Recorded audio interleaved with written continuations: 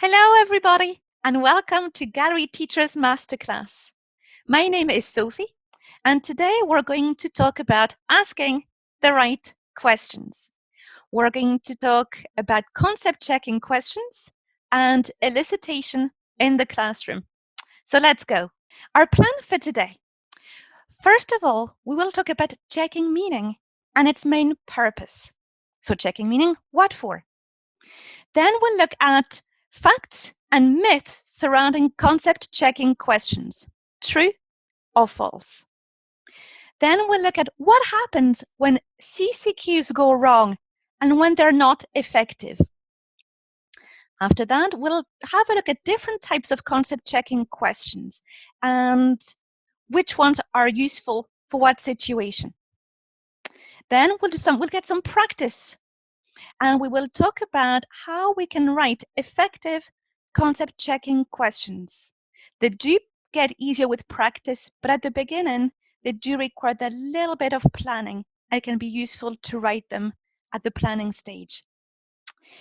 Then we'll talk about eliciting from learners, what elicitation is, and again, what it is used for in the classroom. And finally, we'll look at tips and techniques for effective elicitation in our classroom. So let's go. The first thing I would like us to do today is hop on a time machine, and I'd like all of us to go back to our student days. That could be back in the primary school classroom, secondary school classroom, even at university. And I'd like you to think if there was ever a time you were in a class or in a lecture, and although you were paying attention, you generally did not understand what the teacher was saying, right? So try to think about an example and try to think about what did you do? Were you very brave and did you put up your hand and say, "Teacher, I don't get this"? Or, like many people, did you just stay quiet, right? And if you stayed quiet, why?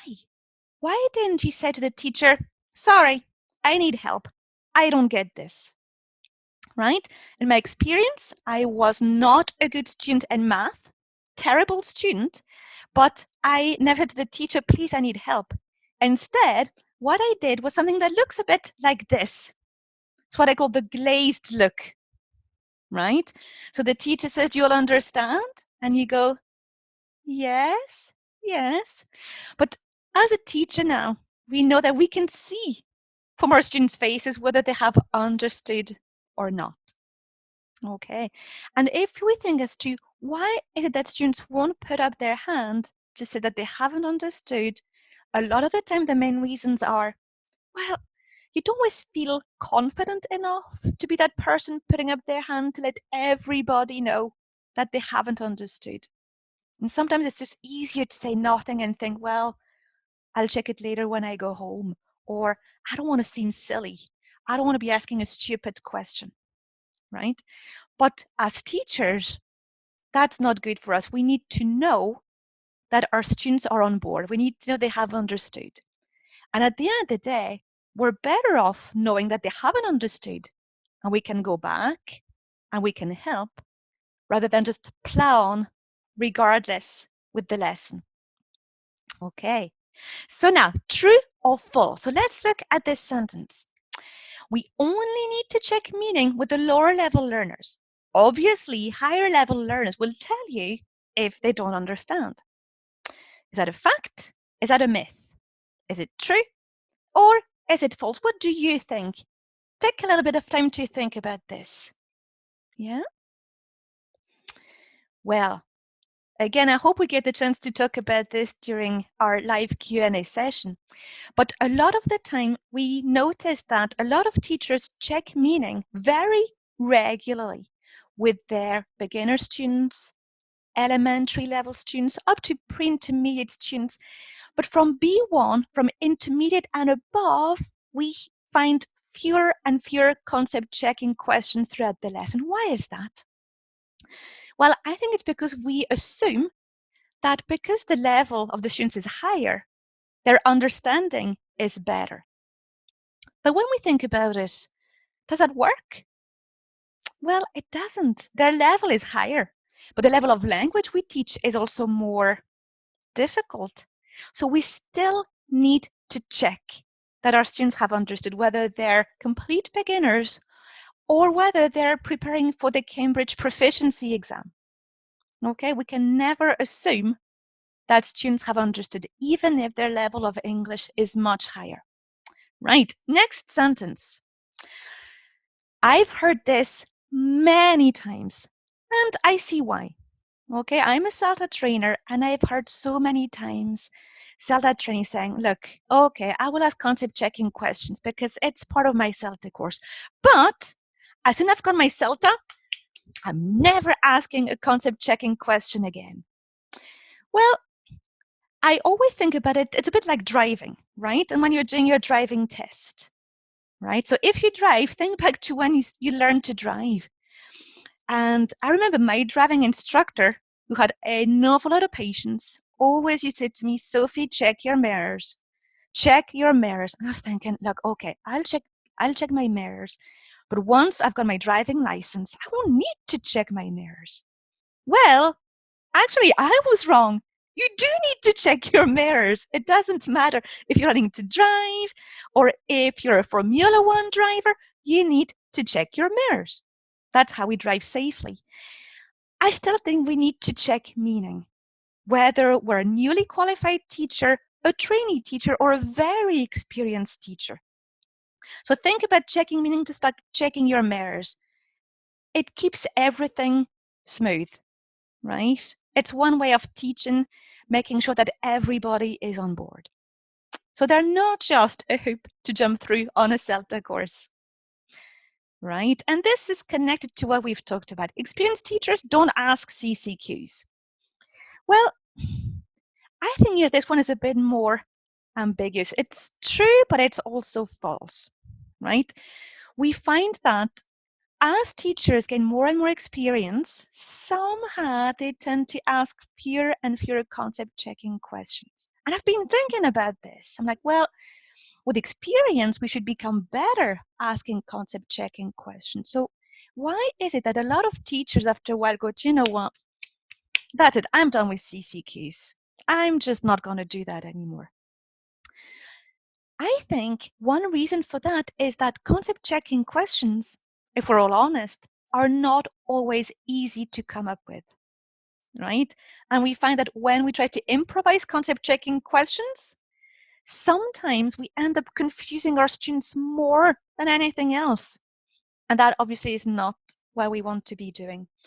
And I think that as we become more experienced, we become more confident, but also maybe we plan a little bit less. And concept checking questions are still a really useful part of the lesson to plan ahead, right? Next one is we always need to ask concept checking questions when teaching Lexis, right? And again, I heard this many times on CELTA courses. But Sophie, you said we always need to check meaning. Well, yes, but let's think about it, right? I'm teaching the word pencil to my beginner students, right? So I can convey meaning in different ways, but if I've got a pencil, I'm going to use the realia, I'm going to use the pencil, and I'm going to elicit from my students, oh, can anybody tell me, what is this? What is this? I'm hoping that one of the students will say, pen, pencil. I go, yes, brilliant. Once they have seen the pencil, if I start saying, so, can I write with it? Can I erase with it? Can you put it in your hand? I think, again, I'm at risk of confusing my students, right? When we check meaning, when we teach Lexis, we need to think carefully. If the students can exactly see what we're talking about, do we really need to ask concept checking questions? Maybe not. And that's why it's not black and white. We still need to plan ahead and think, what items of Lexis am I teaching today? How am I going to convey the meaning? If there's any chance there could be any kind of ambiguity, would I use concept checking questions? Yes. If it's completely unequivocal, do I need to ask a concept checking question? No. And I'll give you another example. And this is something that I saw actually quite a few times when teachers are teaching the word chocolate. And they bring chocolate so the students can see. And realia is really engaging for students. And they show the chocolate and then they ask, so is it brown? And the students go, well, yes, but I suppose you can also have white chocolate. So, oh, is that a trick question? Oh, I'm not sure. Can I eat it? Students will think, well, that's a really strange question. Of course I can eat it. Is it a trick question? And then what happens is we actually add confusion. If we show the students chocolates, we may not need to ask a concept checking question. So you need to use your own discretion. You need to think ahead when teaching lexis. What items will I need to concept check? And again, if you have realia, it may not be necessary. I said may not be. Okay, so you have to stop and think for the items of lexis that you are teaching relevant to your lesson. Next sentence. Okay. Concept checking questions, CCQs, shouldn't use the target language. So here we need to think about two different types of target language. Grammar, a grammatical structure, and also lexis, vocabulary. So let's say if we're teaching grammar and we're teaching the present perfect, and our model sentence is, oh no, I have lost my wallet. Okay, so I have lost my wallet. If I say to the students, okay, so now listen, have I lost my wallet? Is that really effective? Am I really checking that they have understood that I'm using the present perfect to talk about an action that's happened recently, but I don't know exactly when, and this action has a direct impact on the present? Well, my CCQ of have I lost my wallet is not effective. So here I should ask questions such as, did I lose my wallet a long time ago or recently? Do I know exactly when I lost my wallet? Is it a problem now that I have lost my wallet? So generally, we often say that when we teach grammar, we shouldn't use the target language and we should ask other questions. Another common example is when we teach modal verbs for, let's say, permission or prohibition. So things such as, you can use a dictionary. If I say, can you use a dictionary? I'm not checking the students have understood that we're not talking about ability, that we're talking about permission. So instead, maybe I should say, is it okay to use a dictionary? Will I be angry? Okay, the second type of target language that I was talking about here is lexis. And for example, if I'm teaching the adjective famous, I could ask, depending on where I'm teaching, I could maybe pick one person that is famous in this particular context, in this country, in this culture. And for example, here when I teach in Belfast, most of my students know Beyonce. So I would often say, is Beyonce famous? Oh, yeah, she's really famous. Am I famous? No, Sophie, you're not famous. So again, the students can see the difference. So I'm using the target language, the adjective famous, to check that the students have understood. So again, in a nutshell, just to summarize, grammar CCQs, we should avoid using the target language. Concept checking questions for lexis, it's often okay to use the target language. Again, if any of this is unclear, you're not sure, please make a note and we can talk about this later during our Q&A session. Right, next sentence. Concept checking questions are the same as comprehension questions. Well, you know, they're often right or wrong questions. So there's that one similar aspect between concept checking questions and comprehension questions.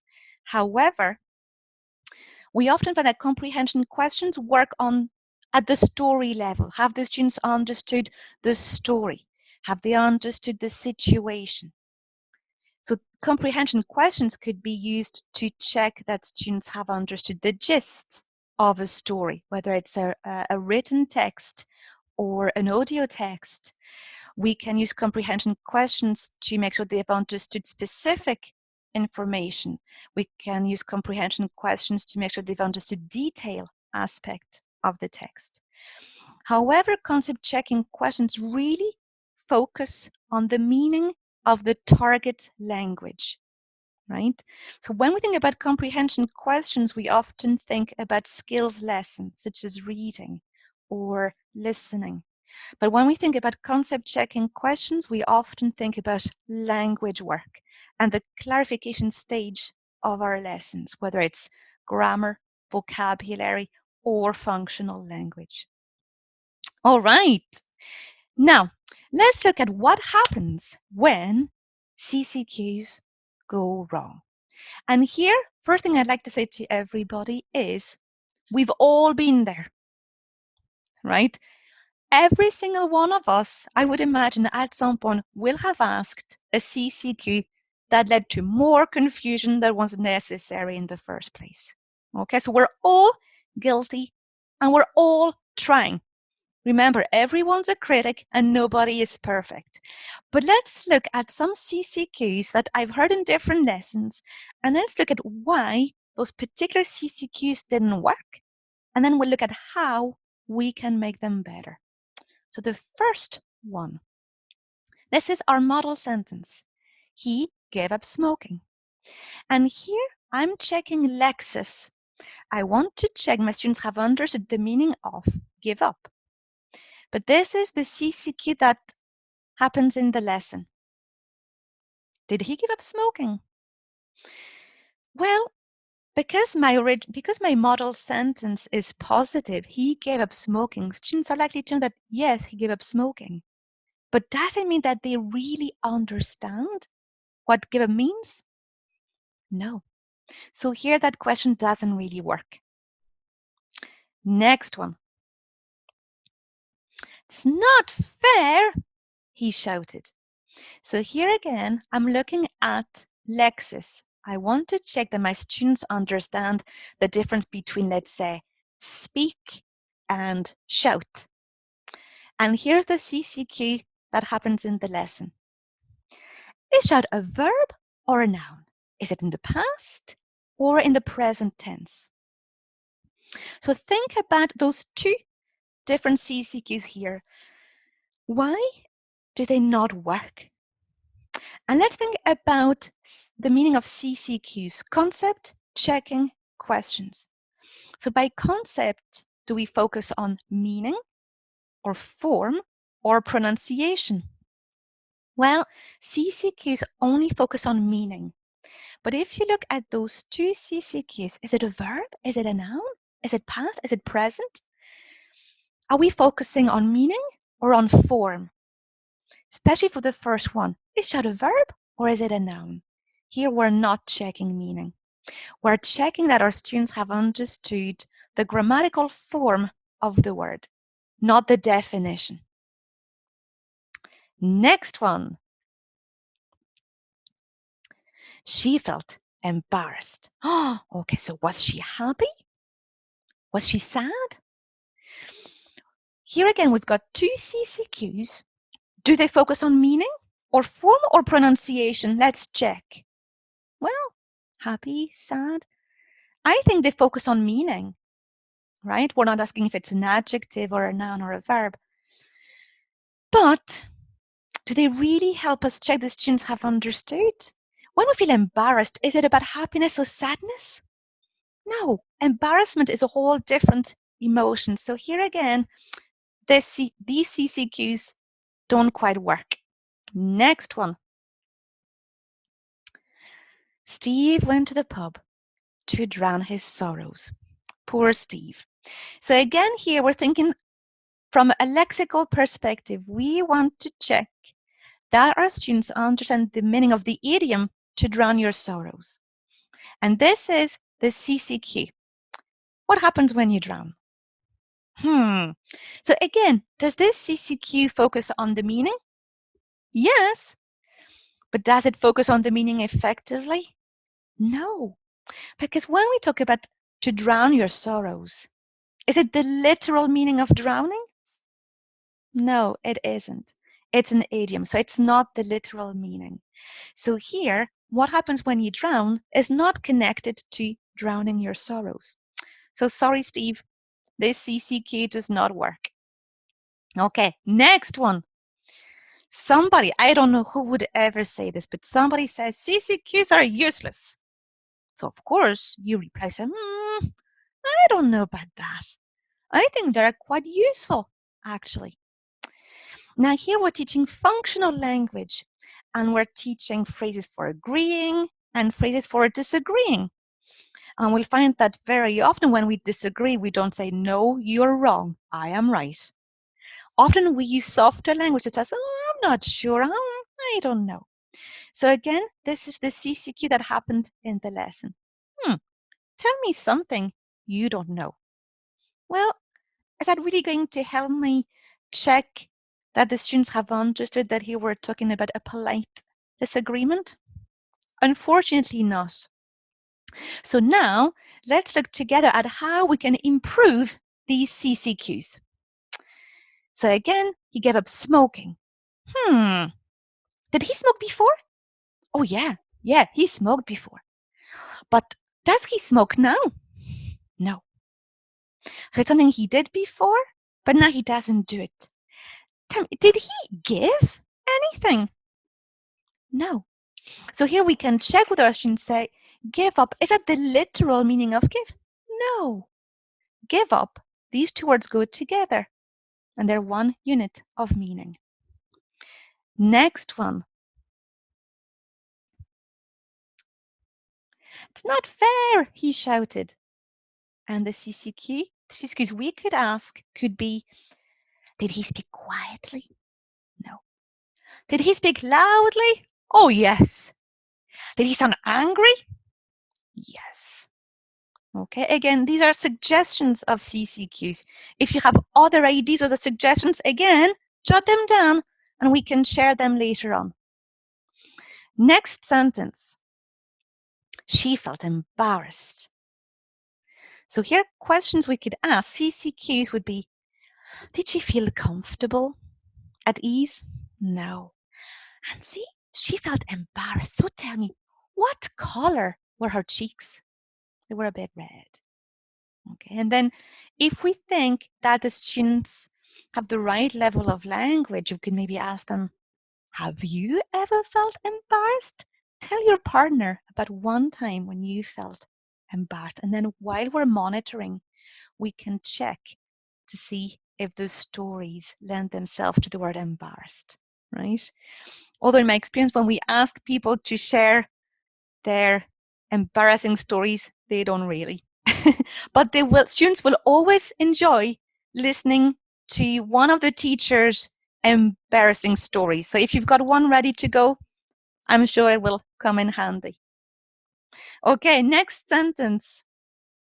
Again, poor Steve went to the pub to drown his sorrow. So here again, there are examples of more effective CCQs. Did he drink to have fun? No. Did he drink to forget his problems? Yes. Poor Steve.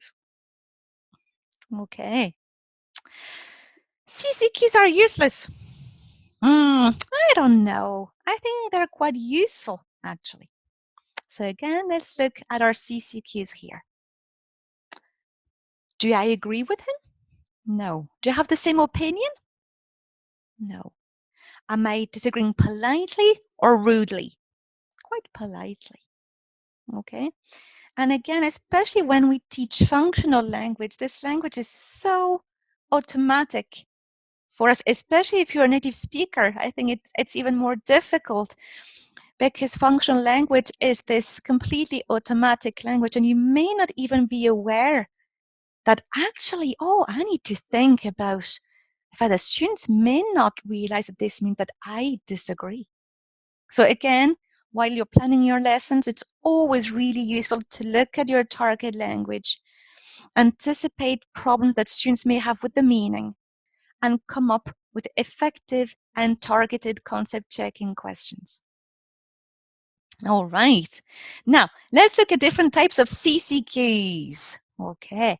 And here, the word we're checking is jab. I get a flu jab every winter. So let's look at different types of CCQs we can ask. Here, we want to understand, our students understand the meaning of the word jab. First type of questions are display questions. They're closed questions. As a teacher, we know the answer to these questions. So for example, is it a tablet? No. And again, if you have real, yeah, you could show the students, is it a tablet? No, a jab isn't a tablet. Is it an injection? Yes. We can also ask open display questions. And here again, the teacher knows the answer to those questions. So here's an example. Who gives you the jab? The doctor? Yeah. Nurse? Yes. Your friend? No. Your neighbor? No. So again, they're open questions because we may have more than one possible answer, but not too many. It's still better to have very focused, open display questions. Other types of display questions will be trick questions that we may not need to ask every time, but if you think your students are not really paying attention, it's definitely a good way to check. So here's an example. If I give blood, it's a jab, right? And if students go, oh, yeah, then you know they weren't listening. And you say, no, guys, no, let's go back. Let's go back. Listen carefully. Let's think about this together. The other type of concept checking question that we like to recommend is referential questions. They tend to be more personalized, and as such, they tend to be more engaging for students. And here, the main difference between referential questions and display questions as a teacher is you don't know the answer, right? But we could say, when was the last time you got a jab? Tell me, tell your partner. So again, I think here, there's a kind of hierarchy or a type of order, a natural order of concept checking questions. We tend to start from closed display questions, then open display questions, possibly a trick display questions to make sure that everybody's listening, and then a more referential question to give people the chance to connect their prior knowledge, their prior experience to something they have just learned. Okay, and that's something we will talk about again when we talk about elicitation, right? The referential question is quite similar to a form of elicitation. All right, now we've looked at different types of CCQs, but how do we go about writing effective concept checking questions? Okay, and that's something that I think we've all had to think about. Okay, so here is our sentence. He managed to get to work on time. It's Lexis. I'm teaching a vocabulary lesson, and the word that I want to check is managed to do something, right? So first step, I go to my dictionary, even if I know the meaning of the word managed to do something, right? The reason for that is A, it saves me time. 2, it keeps me right? So I'd say always go to the dictionary. And here I can say the definition is to succeed in doing or dealing with something, especially something difficult, right? So my first step is I need to analyze the key aspects of meaning, whether I'm teaching grammar or lexis or functional language, right? But if I don't know what the key aspects of the meaning are, I'm not going to be able to check them with my students. Okay, and that's why the definition is really useful. Number 2, we often say the easiest way to get to your CCQ is to turn the definition statements into short questions. So if we look at our definition here, to succeed in doing or dealing with something, especially something difficult, the first question I could ask is, if you manage to do something, do you succeed? Yes. But is it with something easy or something difficult? Okay. Okay. So the first questions I'm going to plan will be my display questions. Remember the closed kind of yes, no questions. Then maybe the more open display question, maybe a trick one. For example, oh, so he managed to get to work on time. So that was easy. And again, if the students go, oh, yes, then you know that either they haven't understood or they weren't listening. And then I will also plan a couple of referential questions. So let's look at a couple of examples here. Did he get to work on time? Yes. So did he succeed? Yes. But was it easy to get to work on time? No, it was difficult. And maybe number 3, which would be my referential question, tell your partner about a time you managed to do something. So you did it, but phew, it was hard. It was difficult. And again, that will give students the opportunity to connect something they've just learned with their prior knowledge and prior experience. All right. Just as I said earlier on, if you're not sure about any of this, remember to write down a little note and then we can talk about your questions. All right. Now, let's move on to the concept of elicitation. So when we elicit, what do we do? And what's the purpose of elicitation? Okay, so what is it? A standard way of thinking about eliciting is we elicit rather than tell. So we get the information from the students rather than just giving it to them. Now, what can we elicit? Can we elicit anything in the classroom? Well, very often we use eliciting to elicit vocabulary from our students. Okay, look at this, right? What is this? So I'm eliciting to see if any of my students know the word pencil. It can also be used for grammar, whether it's structures, actually eliciting the target language from the students, eliciting the rules from the students. But we can also elicit a whole other range of aspects in our lesson. We can elicit IDs, we can elicit feelings, we can elicit opinions from our students. And the reason why this is so important is that if we don't elicit our students' IDs, feelings, opinions, we're missing out on an awful lot of classroom interaction. And we'll talk about that later as well.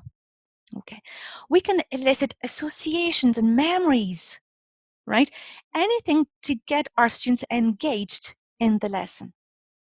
So the purpose of eliciting, well, as we talked about earlier on, we said for students to learn, for anybody to learn, for all of us to learn, we need to connect what we've just learned with prior knowledge or prior experience. I would think about it's like a little hook. When you learn something, you need to be able to have something to hook it to. Or it's a bit like a chain. Everything, all your bits of knowledge and experience become connected.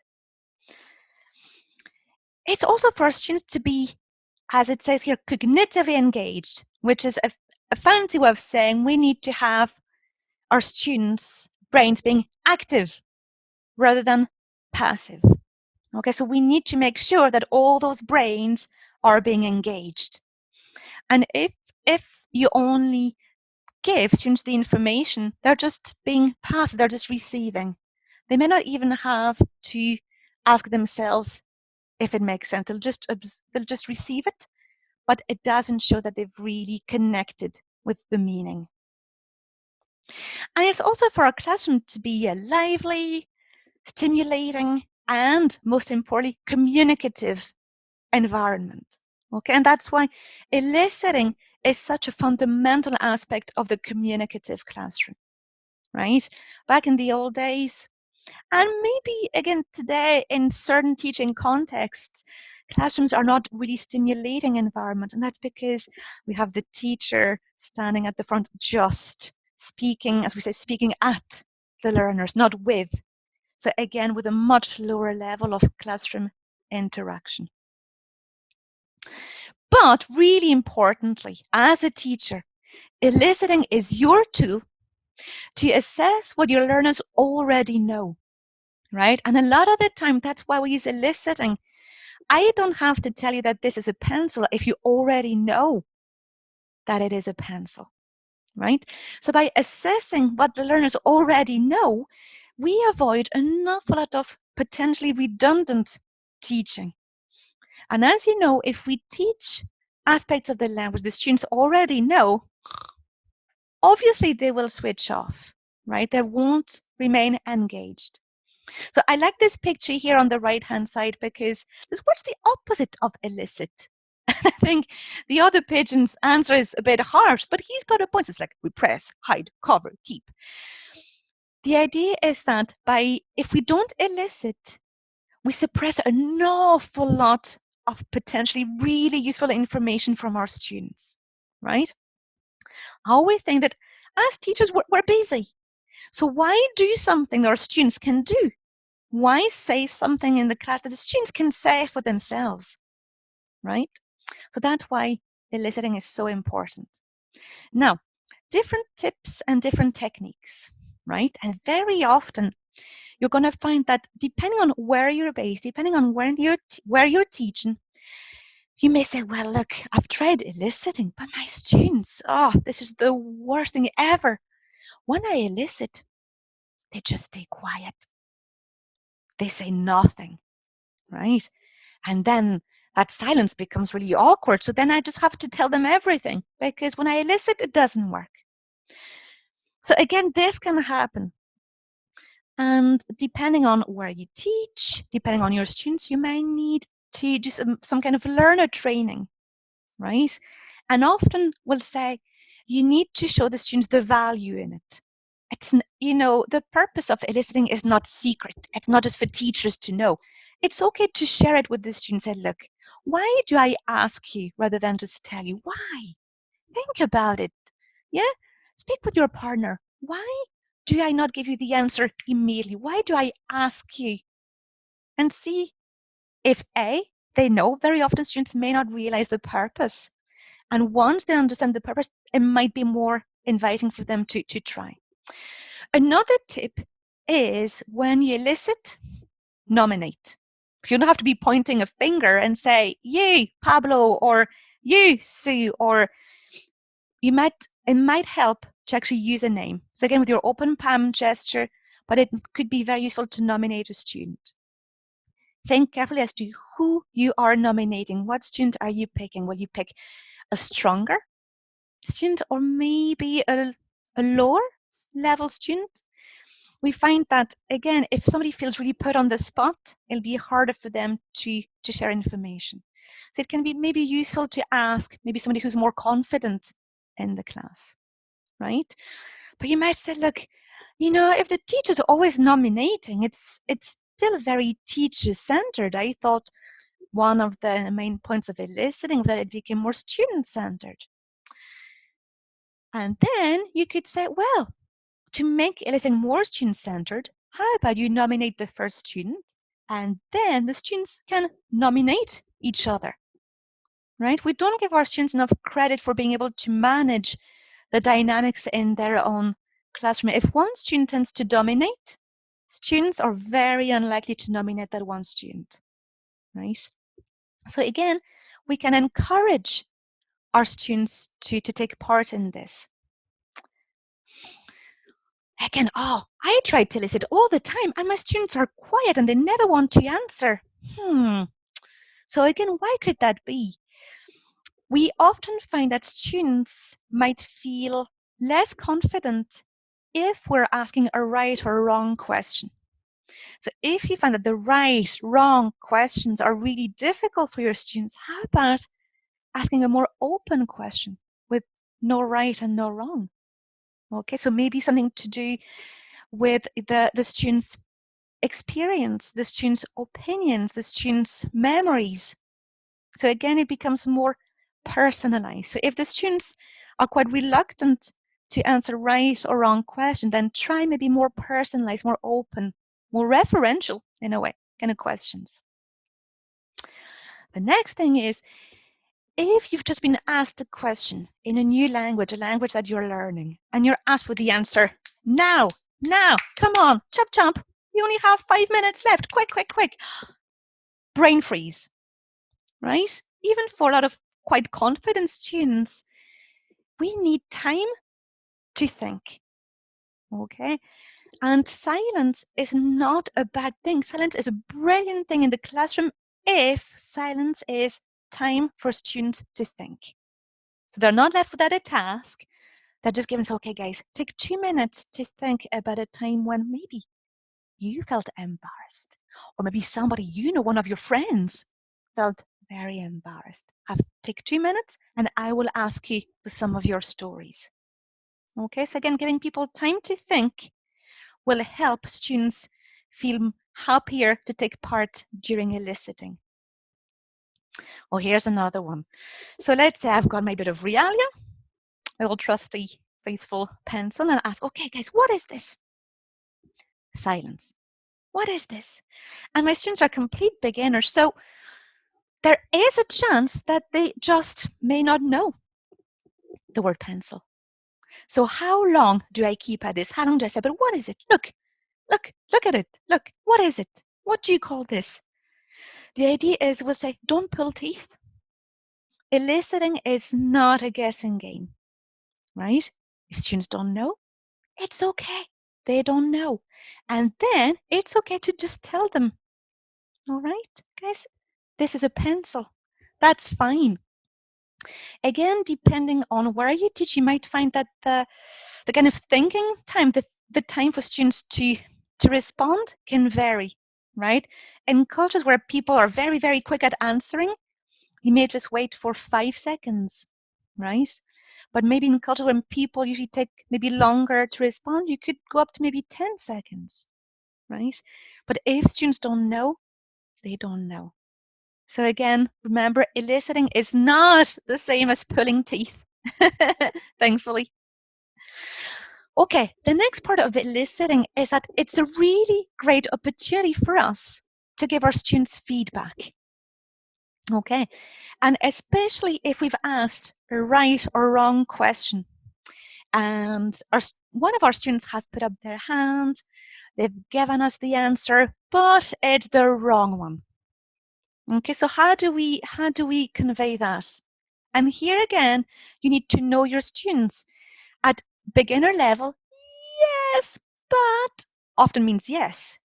So the student might think they've actually given you the correct answer.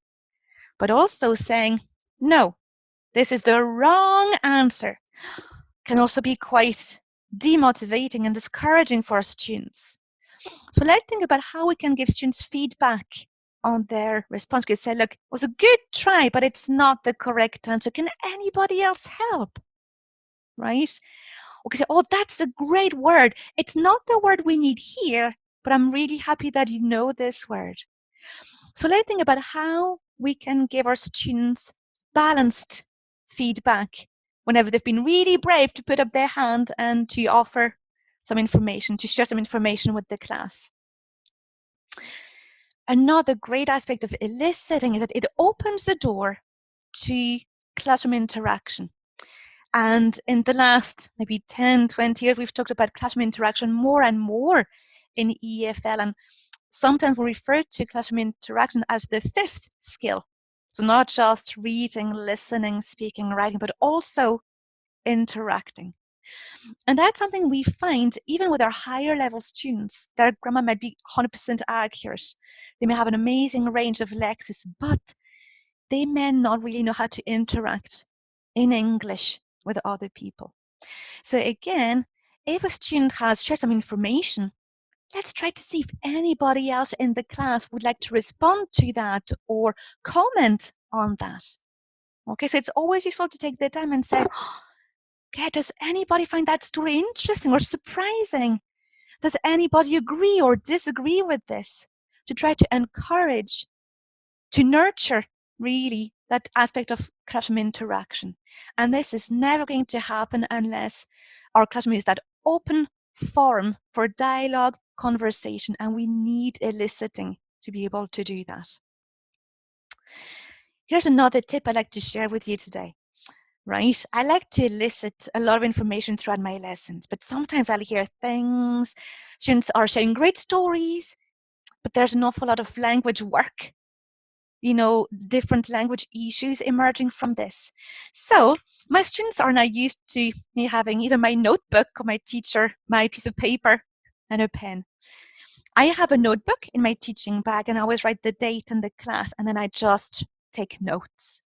Because again, these notes will help me potentially at the end of the lesson to do my delayed correction stage. Or I could even take a note saying, well, actually, I could use this as maybe a topic in our next class, because we've just talked about our embarrassing stories. Go back to the word embarrassed. And there are lots of stories here. Oh, we could maybe have another lesson on this. Maybe we could talk about our narrative tenses through this. Oh, I'll make a quick note, because unless we take notes, we forget. I think for a lot of us, unless we take notes as we go, we forget. Students get used to it because, again, they'll know why. And if they don't, if they ask you, teacher, why are you writing? Do we need to keep it a secret? Or is it okay to share? I think we're much better off being transparent in the students. Oh, I'm writing this because maybe I hear something that's not 100% correct, or maybe I hear something really interesting and I want to share, I want to talk about that more at the end of the lesson. Eliciting helps us create the environment that we want to have in our communicative classroom. It's open, it's respectful, the feedback is balanced, and people get to interact with one another. So I hope I've convinced you that yes, we should always ask concept checking questions, especially when teaching grammar and functional language. That maybe when we teach Lexis and we're using Realia, we may not always need to have CCQs, but that eliciting is something that should be a huge part of our teaching practice. So here I've got a few websites. Obviously, the first website I would like to recommend is the Gallery Teachers ELT Workshop Library, where you can find all the workshops on a huge wealth of other topics. Those could be with topics that you're familiar with or things that you would like to develop in your own teaching practice. We've got other useful websites and a couple of useful articles should you be interested in reading more about eliciting and checking meaning, but mostly eliciting.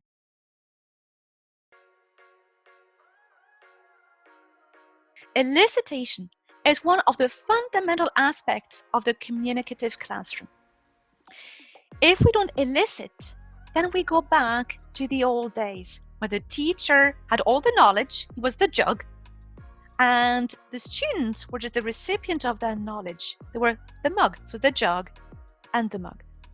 But we know that effective learning happens when we're able to connect new knowledge to prior knowledge and experience. It's like a chain of knowledge. We need something to hook new knowledge onto. So that's why we need our students to be involved during the lesson. That's why we need to be asking questions to assess what they already know and what they don't know yet, and how we can connect what we're teaching to their prior knowledge and prior experience.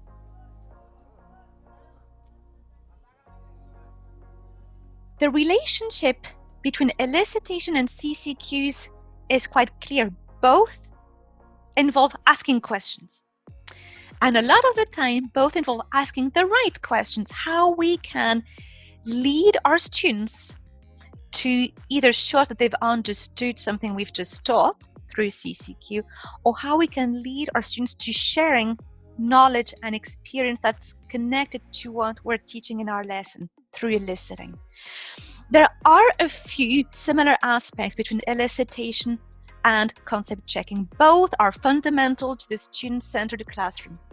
Both are absolutely essential if we want to maintain high levels of student engagement throughout our lessons. We want our students' brains to be active, not to be passively receiving information. And both elicitation and concept checking questions help us keeping our students awake active and thinking. There are also a few differences.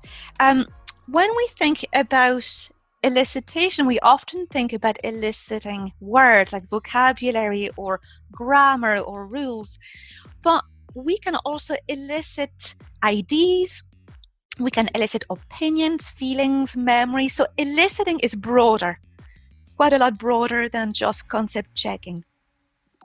I think that elicitation is the key to developing the classroom interaction, between the teacher and the students, but also among students altogether.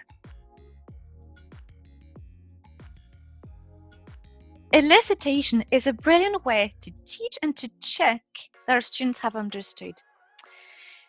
Elicitation has a lot of purposes. It helps us keep our students engaged, involved, but really from our own selfish perspective as teachers, elicitation is how we can assess what our students already know and what they don't know yet. So I always find that through eliciting, we can identify those knowledge gaps. It's a bit like if you're driving and the road is nice and flat, there are no potholes. But if you find a pothole, well, it should be filled. So that knowledge gap is a bit like a pothole. And through elicitation, we can identify where those gaps are. And it means that our teaching is a lot more relevant to our students' needs. And that's one way we can avoid an awful lot of redundant teaching. Elicitation is also essential when we're checking for understanding, because I think we're all guilty. We've all done it. We teach something new and then we go to our students. So we really want all of them to have understood, and we say, that okay? Yes? Everybody happy? Is that clear for everyone? Brilliant! But again, we've got no way of knowing that all our students have understood, even if nobody put their hand up to say, sorry teacher, I didn't get this. So through elicitation, through asking questions and probing questions, so our CCQs, we can check that our students have understood specific aspects of the meaning of the word we've just taught, or the grammatical structure, or the functional phrase or exponent that we have just taught them. So with that elicitation, we'll go back to that old model of everybody okay? Does everybody understand? Great, let's move on. The risk here is that we could be continuing with our lesson when we've got quite a number of students who've got no idea what we've just taught. And then again, that's how we lose our students. So we're much better off knowing that they haven't understood than just plow on regardless. And this is why elicitation is absolutely key to checking understanding.